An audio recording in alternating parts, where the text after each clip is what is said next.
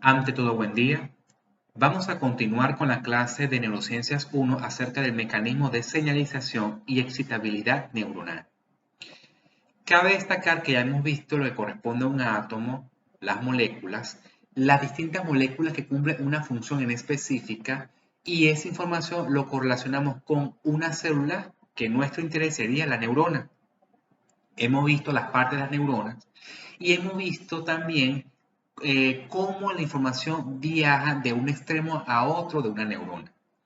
En esta clase vamos a enfocarnos es cómo se comunica una neurona con otra o cómo se comunica una neurona con otras estructuras, por ejemplo, tejido muscular, y cómo dentro de la neurona pasa la información de un extremo a otro.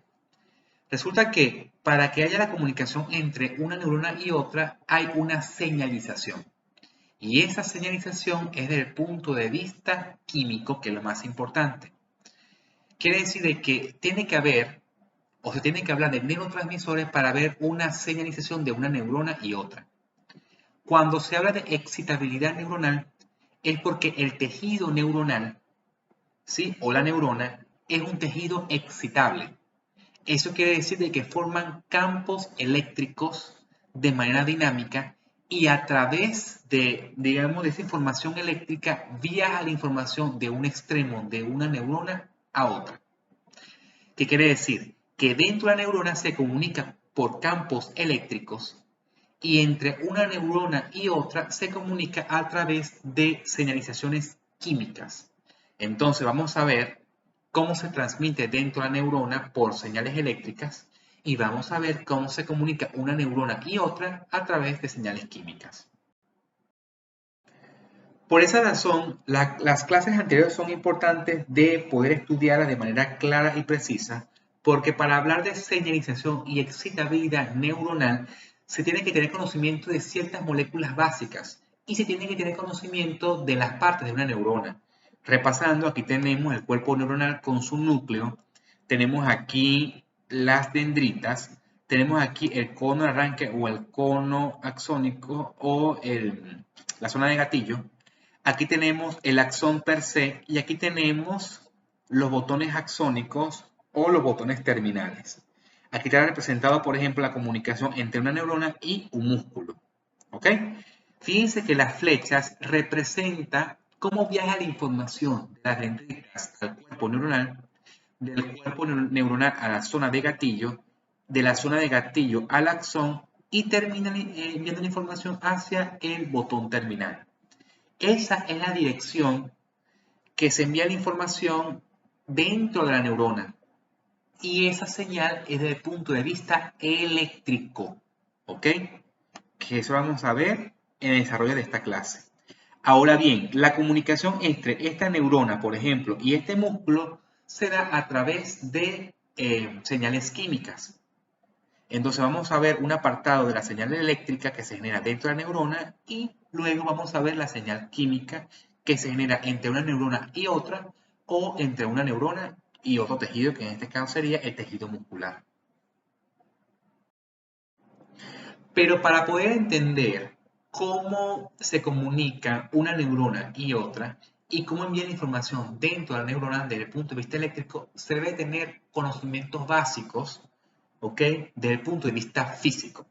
Vamos a hablar ahora de lo que corresponde a la difusión simple. Como hemos visto anteriormente, fíjense que tenemos un envase de agua que representa un volumen. Aquí tenemos un cubito, puede ser un cubito de sal. Cuando se inserta ese cubito de sal en este volumen, ¿qué va a ocurrir? De que este cubito de sal, al interaccionar con el agua, ella va a difundir. Pero va a difundir ¿de dónde? De un lugar de mayor concentración que está en este cubo a un lugar de menor concentración que es el resto del volumen del agua. Y la concentración no es más que la masa sobre el volumen. Eso quiere decir de que aquí está más concentrado en este momento esta porción del agua que tiene contacto con este cubito y hay menor concentración en el resto del líquido que se encuentra alrededor. Por esa razón ocurre lo que se define como difusión. ¿Okay? Dice aquí se va difundiendo la sal hasta que todo el volumen del agua contenga la misma concentración de la sal, ¿sí? Entonces, fíjense que aquí difundió de un sitio de mayor concentración a un sitio de menor concentración, hasta que todo el volumen tenga la misma concentración de sal. Esto es importante porque aquí ocurrió lo que representa la difusión simple. ¿Por qué simple? Porque no hay gasto de energía. Eso ocurre de manera natural. Ustedes fácilmente agarran una cucharada de sal y lo insertan en un vaso de agua. ¿Qué va a ocurrir? De que esa sal se va a difundir y todo el volumen del agua que se encuentra en el vaso va a estar salada en la misma proporción. ¿Por qué? Porque se difundió esa cucharada de sal en todo el volumen del vaso. ¿Ok? Eso ocurre de manera natural y no hay un gasto de energía. Acuérdense que la energía que proporciona la célula es a través del ATP. ¿Se acuerdan? Bueno, pero en este caso no habría gasto de ATP si hablamos que este volumen sería el líquido intracelular, por ejemplo. Ahora vamos a hablar del transporte activo. Activo es porque hay un gasto de energía en forma de ATP. Imagínense que esto sería el compartimiento A, que sería todo este volumen, ¿verdad? Y este sería el compartimiento B, que corresponde a todo este volumen. El compartimiento A en volumen es igual a compartimiento B. Ambos compartimientos A y B están separados por una membrana plasmática, que sería el color verde, esta línea verde. Y lo que representa en amarillo sería la proteína transmembrana, ¿ok? Y esta proteína transmembrana transporta serían las pelotitas rojas. Si se dan cuenta, en el compartimiento A tenemos 1, 2, 3, 4, 5 y 6 pelotitas rojas en el mismo compartimiento A. Y tenemos 4 pelotitas rojas en el compartimiento B. Entonces, si estamos hablando del mismo volumen, pero hay mayor cantidad de pelotitas rojas en el lado A que en el lado B, por difusión simple va a ir a un lugar de mayor concentración a un lugar de menor concentración. ¿Dónde está mayor concentrado las pelotitas rojas? En el compartimiento A, ¿verdad? Y hay menos concentración de pelotitas rojas en el compartimiento B. Se supone que por difusión simple tiene que ir las pelotitas rojas del compartimiento A hacia el compartimiento B, atravesando la membrana plasmática. ¿Hasta cuándo? Hasta que el compartimiento A tenga la misma concentración de pelotitas rojas que en el compartimiento B. Eso ocurre en difusión simple. Pero si ocurre de manera al revés, cuando las pelotitas rojas van de un sitio de menor concentración a un sitio de mayor concentración, allí hay un gasto de energía, ¿ok? A través del gasto de ATP. Cuando hay un gasto de ATP, entonces agarra las pelotitas rojas y pasa de un sitio de menor concentración a otro sitio de mayor concentración. Pero si esto no existiera, esta proteína transmembrana de color amarillo, entonces las pelotitas rojas irían del lado A hacia el lado B, siempre y cuando estas pelotitas rojas cumplan con características que puedan atravesar la membrana plasmática.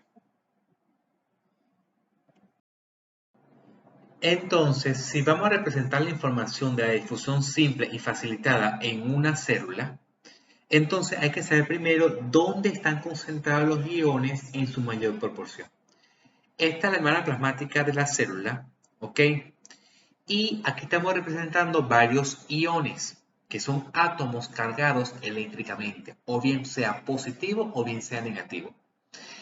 Aquí en esta figura representa que entre más grande sea la letra es donde hay mayor concentración de la sustancia o del ion.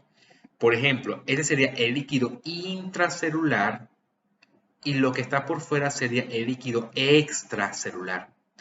Lo que corresponde al líquido intracelular, fíjense que está mayor concentrado el potasio, ¿verdad? Pues es más grande en relación al líquido extracelular. O sea que hay mayor concentración de potasio en el líquido intracelular en relación al líquido extracelular. Con respecto al cloro, por ejemplo, está mayor concentrado en el líquido extracelular que en el líquido intracelular.